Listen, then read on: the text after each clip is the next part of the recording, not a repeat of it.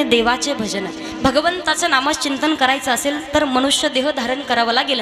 म्हणून आपलं आयुष्य कसं आहे, जिंदगी एक किराए का घर है, एक न एक दिन बदलना पड़ेगा.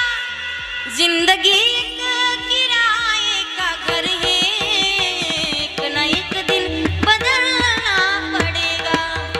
इतना मासूम हो जाएगा तो, इतना मजबूर हो जाएगा तो, छोड़कर अपनी ऊंची हवेली एक कफन में बदलना पड़ेगा.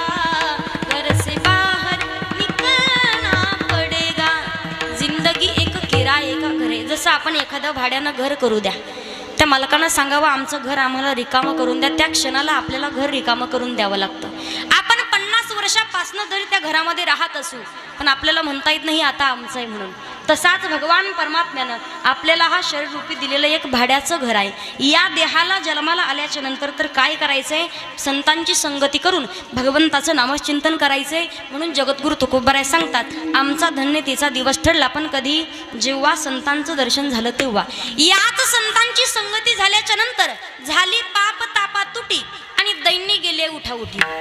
आमचं पाप नष्ट झालं, अगदी नकळत केलेलं पाप तर नष्ट झालंच, पण दैन्य म्हणजे दारिद्र्य, आमचं दारिद्र्यही नष्ट झालं. पण याच संतांची संगती झाल्याच्या नंतर आमचं मन भगवंताच्या चरणावरती विसावलं गेलं, स्थिरावलं गेलं. म्हणून आम्ही जीवनामध्ये समाधानी झालो. अभंगाचं तिसरं समाधान